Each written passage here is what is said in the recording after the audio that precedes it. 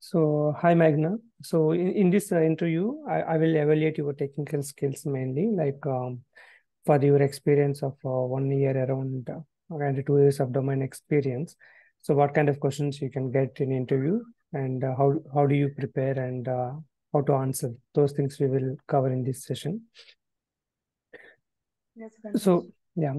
So what do you know exactly about SAP MM contract, like a value contract and quantity contract, right? So what do you know, and what is the benefit to the business with that process? So contract is it is a long-term agreement between a vendor and the ordering party for some specific materials, and benefits for the organization will be for some period of time this contract will be happen. So if there is a material price change or something, so that benefits will get if the contract is has been signed between the vendor and the ordering party. Yeah, and contract, there are two types of contract, like value contract and quantity contract. And the scheduling agreement is also some other contract. And for quantity contract, overall value is specified in the terms of total quantity of material to be ordered from the vendor. And value contract is overall value is specified, total amount to be paid by to the vendor, that is specified in the value contract. Okay. So anyway, scheduling agreement is it's not considered like a contract. Okay. So yeah, the quantity contract and value contract, whatever your answer is somewhat okay. So you can say like the whatever the agreement you are going to do based on the fixed price for the duration of 1 year, like that, the business can make it. Okay. So in SAP MM, okay, we have different kind of special procurement processes. Can you name it at least three special procurement processes which you are aware? Consignment, subcontracting, and pipeline, special type of procurement. Okay. So can you give any 2, 3 examples when the business can use this pipeline procurement to procure what kind of materials? Okay. For a pipeline, is a special type of procurement, and Mm-hmm. pipeline material is which directly gets into the production through a pipe. For example, oil, water, or electricity supply. So here we do not create any POGR, and also there is no stock available for this. We record the consumption and we pay accordingly to the uh, pay accordingly, and the price and all are stored in the info record. So we need to create some special info record using for pipeline. And subcontracting is also a special type of procurement. Yeah, Here yeah, the raw pipeline material. is enough. I asked about pipeline. So you also sometimes like you have to listen the question. For example, I asked about pipeline. So you explain about the pipeline. Then just you can stop at that point. So the interviewer can go for a next question or something. You don't have to explain about subcontracting. Okay, because the question was only about pipeline, right? So that's also a kind of a testing your listening skills, like whether how much you are listening. Okay. So those things also you can take care. Okay. So what is this movement type in SAP MM? And can you explain about at least 2 movement types and their uses? Movement types now depend upon scenarios, now for movement type depend upon scenarios procurement types, whichever we do. What is the use of this movement types, and what can they control?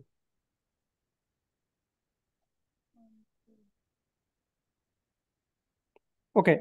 Can you tell any two movement types and its uses? Yeah, moment type, like for goods receipt, it will be 101, and goods issue, it will be like 201. And even if we have to reverse the GR, then it will be 102. Then Yeah, that's fine. I think I asked you about two, three movement types. So the second question answer is okay. You have to tell that movement types are like you can tell like special procurement and all secondary. You can tell that these movement types okay can decide the type of goods movement. Okay.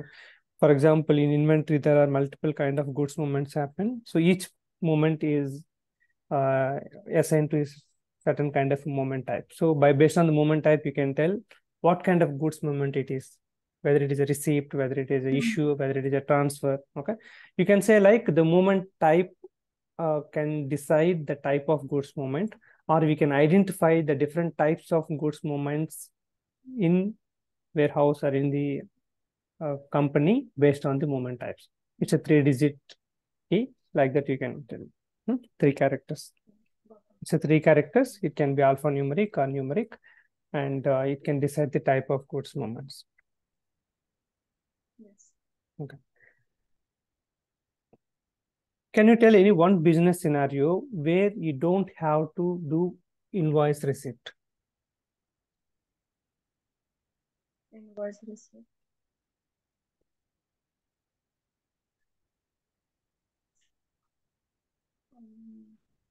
Like for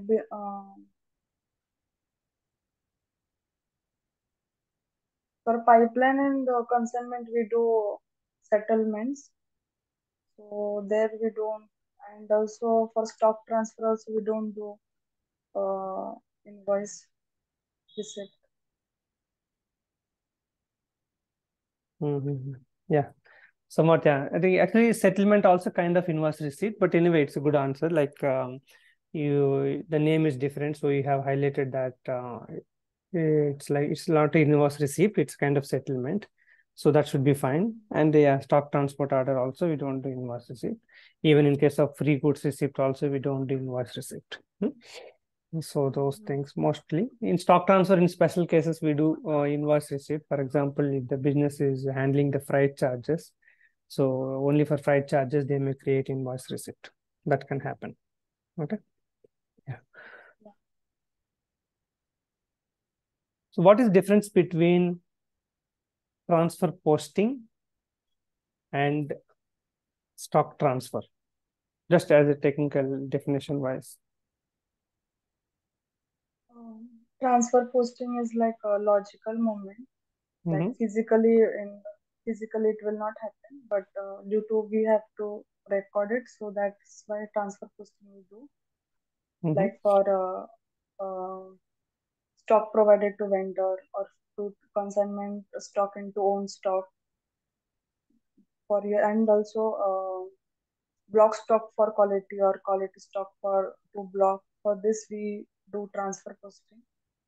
Yeah, all these can be considered, but the stock provided to vendor is kind of physical movement only, because that the components will go to the vendor Consignment location, right? into own. Yeah, consignment to own stock, and the other example like stock type changes and all. Yes. Do you know? Do you have some knowledge about accounting entries? Yes. Okay, what are the accounting entries when you transfer a material stock from block stock to unrestricted use stock? Block stock.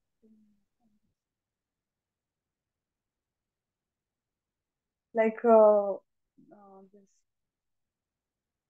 inventory posting will happen, BS6. Okay. Block it to unrestricted use stock when you are doing, I'm talking about normal block stock. Okay. So there will not be any accounting entries. Okay. Okay.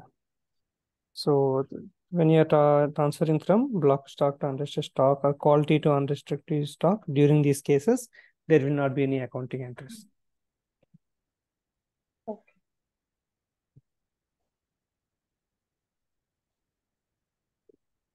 So for example, when you create a purchase order, okay, you have seen the price automatically has come to PO.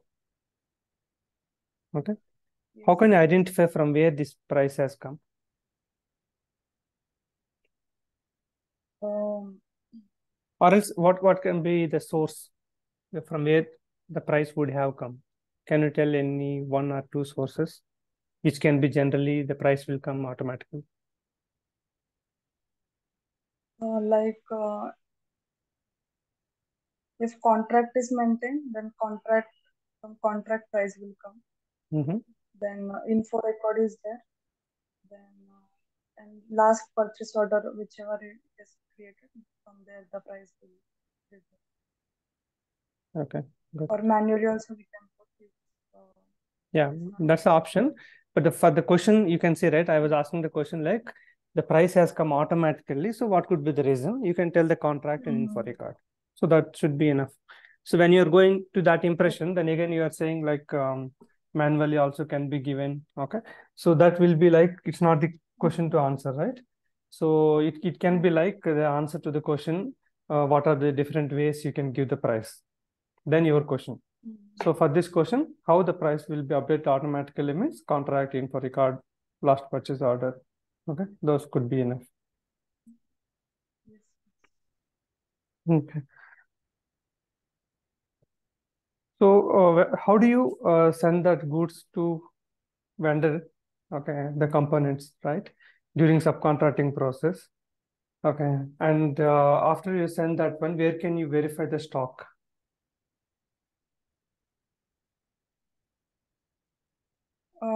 Transfer posting we do. Mm-hmm. The goods will send to vendor, like moment type will be 541, Mm-hmm. and through MB1B we do the transfer posting, and we will check the stock in MMB, that there will be a stock provided to vendor. Through Mm-hmm. that we will come to. Is there any other transaction code along with MB1B? Like direct stock is also there. Mm-hmm. MB means MB1B and Migo also, through Migo also we can. Okay, there is a specific transaction also, ME2O. Okay, that is designed for this component sending. ME2O. Okay, the transaction also you can tell that.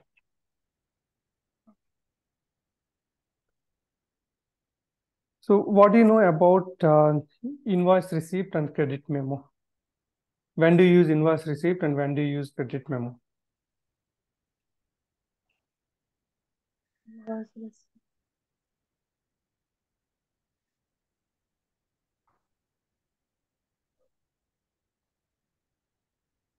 No idea. Don't know. Okay, so invoice receipt will be created with mirror transaction whenever you buy the materials. So you are getting 10 pieces quantity of 10 pieces and you will create invoice receipt for the 10 pieces. Okay. The credit memo, if you return the stock, for example, 2 pieces you are returning back to the vendor, 2 pieces quantity also you are sending, then the credit memo will come.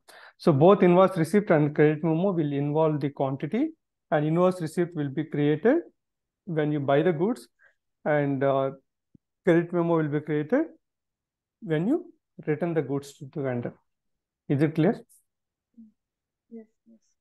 Okay. If you go to a shop and buy 10 pieces, he will give you an invoice copy to you. Okay. And after you take to home and then you felt that 2 pieces are not good or some stitching is not good and all, you want to return those 2, then he will give you a credit memo. Yes, got it. Okay. The pricing procedure, okay. For example, you have some discount percentage, okay. You have a percentage discount and your vendor, like your company was asking that we have a frequent discount percentage. So for example, a purchase order has 10 items. We want to give 2% discount for each item. Okay. We don't want to enter into each item of PO and give 2% like that? Is there any solution? So what can you suggest? Like we will create a condition type Mm-hmm. for discount. Mm-hmm. We need to assign it and the pricing process. Mm-hmm. During condition type creation, do you need to take any kind of a precaution or Reference we have to take. With reference of like standard discount. Okay, so for this question, you need to directly hit the point because the question is saying that I have 10 items. I want to give discount. I don't want to give at each item. So when you create that condition type, right, there is an option in the configuration to activate header condition. Okay, if you put that checkbox, you can give the 2% in the PO header conditions. There is a tab in conditions, tab in PO header, right? So there you can give 2%. So that system will copy to each item 2% will be copied automatically. They don't have to go and give. Okay. Okay. Got it. Can you tell the pricing procedure configurations, the key configuration steps? Yes. Pricing. First is to maintain the condition table. Then define access sequence. Then need to create a condition type. Then we need to create a define schema, the calculation schema. Then we need to create a schema group for the vendor, schema group for purchase organization. And then last step is like define schema determination, where we maintain the schema group, schema purchase organization, and pricing procedure. Yeah. Is there any other thing? Do you need to take care about any master data?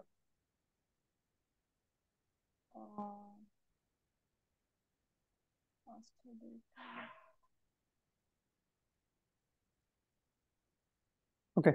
I think, yeah, most of the steps you have tell correctly. That's good to hear. And schema group vendor, you need to assign to the vendor master in purchasing data. Okay. And if you want to get the price automatically, for example, PB00 gross price or certain kind of freight or any kind of a thing automatically, you need to maintain the condition records with MEK1. Okay, or else you can maintain an info record, all these condition types, whatever you need it, then it will come automatically. So the configuration steps wise, whatever you said, those are almost fine. We covered most of them. That's fine. Okay.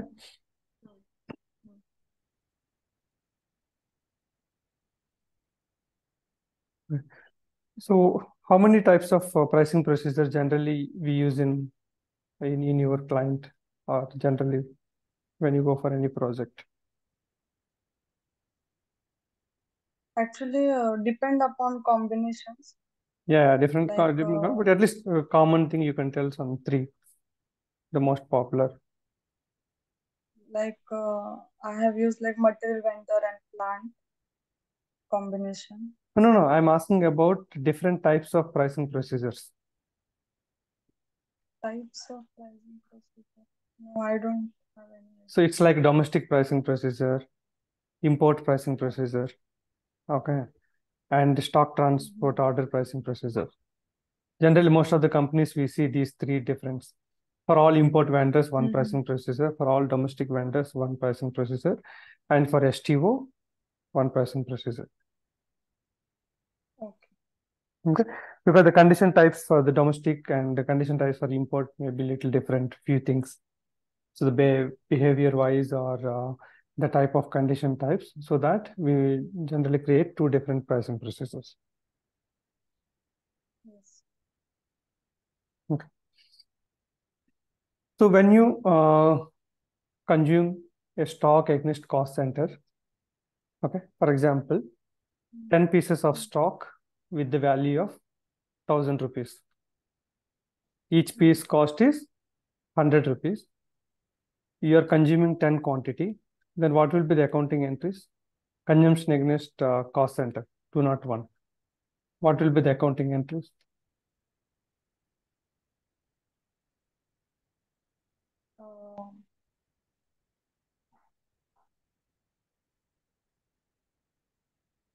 Like GRIR clearance WRX. Why goods during goods issue to cost center? Good. Why invoice receipt has come to picture?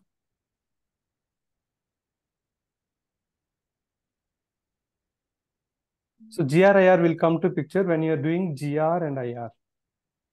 Okay. So for clearing those accounts, the GRIR will come to picture. But here the process is goods issue against cost center. So there is no GRIR.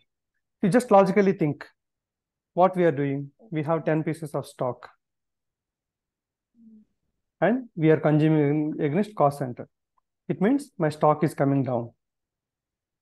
So BSX stock account will be credit. 1,000 rupees credit minus. You got one answer, right?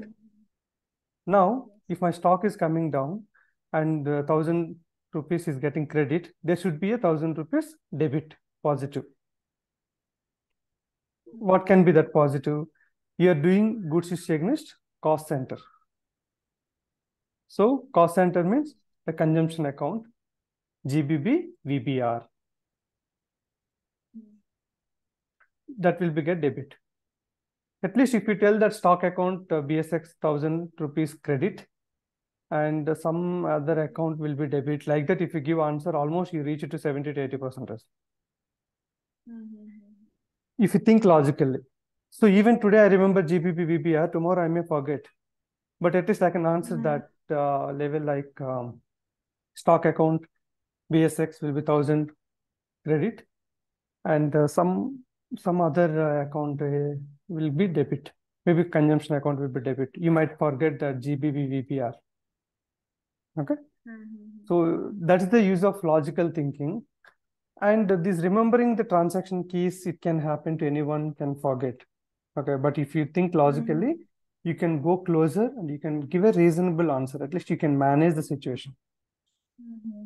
So what is the transaction? What is happening? What can come as output? Okay. Yeah.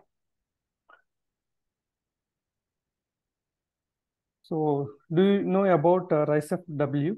Can you tell what is that each abbreviation of RISE-F W?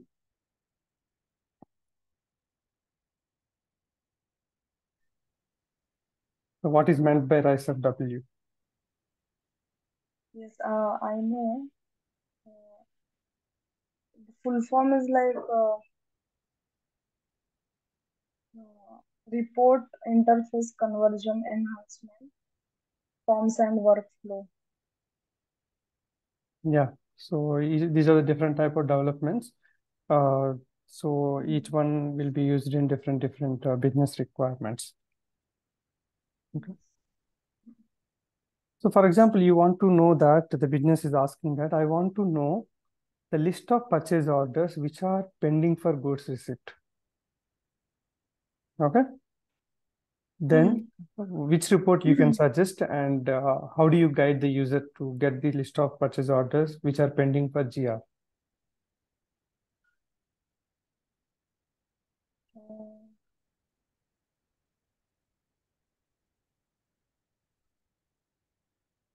GR. I know like PO by report, purchasing document by MA2.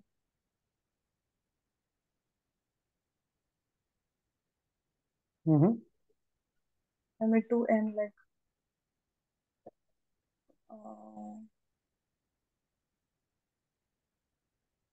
no idea. Yeah, ME2N is the report, but there is an option called selection parameters. Okay. In that selection parameters, you have a field called WE101. Okay. Even there is a 103, 105 also based on the moment types and all. But as a part of interview, you can say WE101 selection parameters. If you select it, then system will get you the purchase orders which are pending for goods receipt. Okay. But Okay. this, where we have to put this parameter?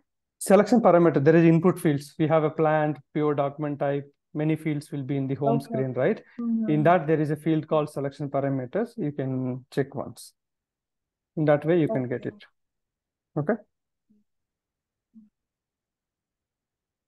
Where can you check a purchase order number in a purchase requisition?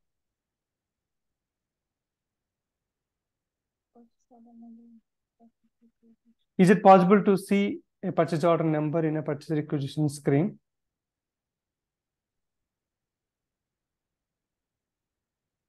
No. Okay.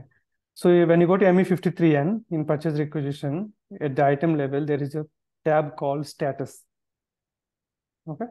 You can go and check that purchase requisition. Under the status tab, you will see the purchase order number. ME53 and like display mode, we will. Display or change anything. When you go to a purchase requisition, change or display mode, ME52N or ME53N. At the item level, there is a tab called status. In that status, you can find the purchase order number. Okay. Okay. Okay. So what do you know about physical inventory process? Just to tell the business benefit with the physical inventory process and what are the steps involved in the process. Can you just explain? Yes. Physical inventory is a process of determining the total quantity, inventory quantities. Like if there is an like same or any difference between physically present and which are the goods maintained in SAP system. And so from the business point of view, like mostly it is with physical inventory will be done once in a year, called as an annual official inventory. And there are different types of inventories, like some periodic or continuous, whichever the business suits, like that inventories we can check. Steps is like we can create a physical document through MI01, and we can put the physical account through transaction code MI04, and we can post the difference with MI07. And if there is a difference, like negative stock is there, so the moment type will be like 7021, like goods issued from unrestricted. And if there is a positive difference, then it will be like 701, good receipt from to unrestricted. Okay. So which movement type will trigger for loss and which movement type for gain? Can you repeat again? 702 for negative stock, or like goods issued from unrestricted, and positive like 701. Are you sure?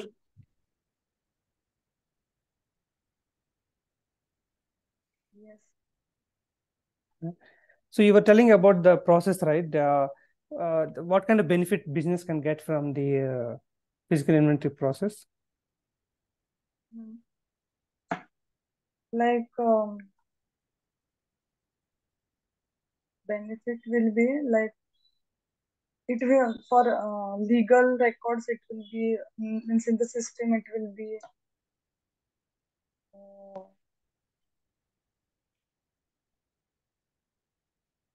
will be beneficial. Like what is the physical stock and what the stock are mentioned in SAP system.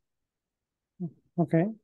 And if they have identify and what kind of benefit the business can get it? Benefit.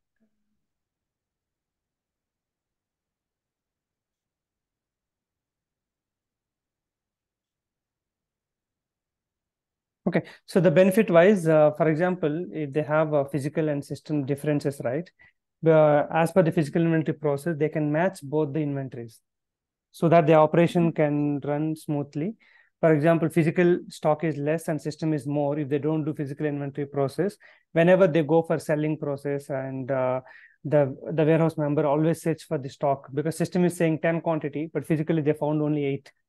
For the 2 pieces, they will search here and there, and a lot of time waste. And also they committed to the customer that we can provide you 10 pieces, but physically they have only 8, so they can supply only 8 pieces. Okay, because of system stock of 10 pieces, new requisition is also not created, because they already have 10 pieces which is committed to a customer. So they committed to customer, we can provide you 10 pieces on March 25th, but they are not able to provide because of only 8 pieces available. And now they create a purchase requisition for ordering and the PO, but they may get stock by end of March. So they have to say sorry, or they're not able to provide based on the commitment, right? So that's the thing you can avoid by doing physical inventory frequently. And if you have a more stock, for example, system is saying 10 quantity, but physically they have 12 quantity, then what kind of impact to the business? They have extra stock, but they are not able to sell to customer, because system is only 10 quantity is there. So when you have 10 quantity and sales order or delivery, everything can be created for 10, and you are not able to supply, although you have 2 pieces extra. You have stock, but you are not able to sell to any customer. Okay. So these are the impact. But if you do frequent physical inventory process, and the system will match both of them, because of those things, business can always have system and physical inventories are matching, which will have that they can always match it, and the business can do it according to the requirement. There is no mismatch between physical and system. Okay. So that's what you need to explain, that this is the process you can explain, and the benefit wise, what will happen to the business and those things and all you can explain. Many audits and all, they tell you that at least once in a year they have to do the physical inventory, but many companies will do every month or once in a quarter. Okay. Those things always can happen. Okay. So that's it about the moment types. And yeah, like you mentioned, what is 701, what is 702 and all, right? So the same way, 701 means you got a gain and 702 is a loss. Okay. So when you have a loss, so if your user is like, we are at the beginning stage, so moment type level, the little questions can come. But if you are getting experience, mostly moment type level, transaction code level, questions will not come. Only they will ask you about the business process and the steps of the process, which step will come first, which step will come later, like that. Okay. So in source list, last question for today. Do you know the details about source list? What is the use of source list? Yeah, what is the use of source list? Source list is used to fix or block the vendor. For example, if we want any vendor to be fixed for a particular time, so we can fix, because they are providing better quality and better price. And if some vendor we have faced some issues with the quality and all, we can block the vendor. Okay, is it possible to block 3-4 vendors at the same time for a material and plant combination?